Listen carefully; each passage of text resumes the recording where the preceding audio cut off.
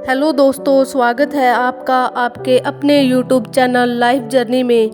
तो आज फिर शुरुआत करते हैं एक नई कहानी के साथ। एक बार की बात है, महाराज कृष्ण देव राय किसी काम से लखनऊ गए हुए थे और वहाँ से एक बहुत ही खूबसूरत फूलदान लेकर आए जिसमें रखे फूल कभी मुरझाया नहीं करते थे। उस फूलदान को देखकर महारानी बहुत खुश हुई और उन्होंने केशव नामक सेवक को फूलदान की देखरेख करने का आदेश दिया। एक दिन केशव उस फूलदान को महारानी के कमरे में रखने के लिए जा रहा था। तभी कमरे के दूसरी ओर से महाराज आ रहे थे। केशव का सारा ध्यान फूलदान को संभालने पर लगा था, जिस कारण वह महाराज को देख नहीं पाया और महाराज से टकरा गया और फूलदान केशव के हाथ से छूटकर टूट गया। ये देख महाराज को बहुत गुस्सा आया और उन्होंने केशव से कहा, ये क्या किया तुमने?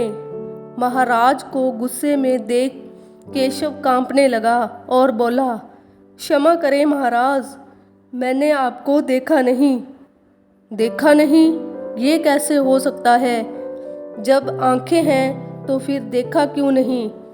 इस गलती की तुम्हें कड़ी सजा मिलेगी। अगले दिन महाराज ने केशव को फांसी की सजा सुनाई और उसे काल कोठरी में डाल दिया। जब यह बात तेलानी राम को पता चली तो वह केशव से मिलने काल कोठरी पहुंचा। तब केशव ने रोते हुए तेलानी राम को सारी बातें बताई और बोला, तेलानी राम, अब आप ही मेरी जान बचा सकते हैं। तेलानी राम ने केशव की जान बचाने के लिए एक तरकीब निकाली और वो महाराज से मिलने दरबार में गया और बोला, क्षमा करिए महाराज, केशव की एक छोटी सी भूल के लिए फांसी की सजा बहुत बड़ी है। महाराज बोले, बिल्कुल नहीं तेलानी, उसने भूल ही ऐसी की है। आंखें होते हुए भी उसने हमें नहीं देखा। तेलानी बोले, माफ करें महाराज, पर देखा तो आपने भी नहीं उसे, और इस हिसाब से अंधे तो आप भी हुए। महाराज गुस्से में कहते हैं, तुम कहना क्या चाहते हो? तेलानी, कि हमें दिखाई नहीं देता? नहीं महाराज, मैं कहना चाहता हूँ कि हमारे राज्य में कई ऐसे आँख वाले अंधे हैं जिन्हें आंखें होते हुए भी दिखाई नहीं देता। महाराज, अगर ऐसा है तो तुम यह बात साबित करके दिखाओ कि हमें आंखें होते हुए भी नहीं दिखाई देता और हमारे राज्य में आंखों वाले सबसे बड़ा अंधा कौन है। लेकिन अगर यह बात तुमने साबित नहीं की तो केशव के साथ तुम्हें भी कड़ी सजा मिलेगी। तेलंगानी ने कहा, जैसी आपकी आज्ञा महाराज, लेकिन इसके लिए मुझे कुछ दिनों का समय चाहिए। ठीक है। यह कहकर तेलानी वहाँ से चले जाते हैं और वो 2 दिन तक दरबार में नहीं आते। तेलानी राम को सभा से गायब देख महाराज बोले, पुरोहित जी, तेलानी राम का पता लगाइए, आखिर वह कहाँ है? उसने कुछ साबित करने के लिए कहा था। पुरोहित जी महाराज। पुरोहित जी तेलानी के बारे में पता लगाने जाते हैं। उनकी नज़र बाजार में बैठे हुए तेलानी राम पर पड़ी। यह देख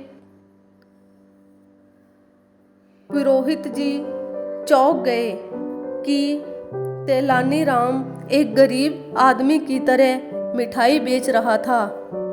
यह देख पुरोहित जी दरबार में गए और महाराज को बताने लगे, महाराज महाराज, तेलानी राम पागल हो गया है।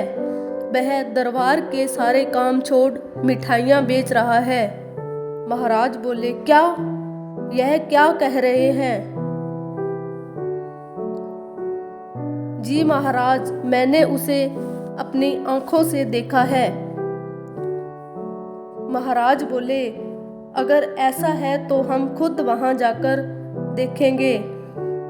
महाराज तेलानी राम के पास पहुंचते हैं और तेलानी राम से पूछते हैं,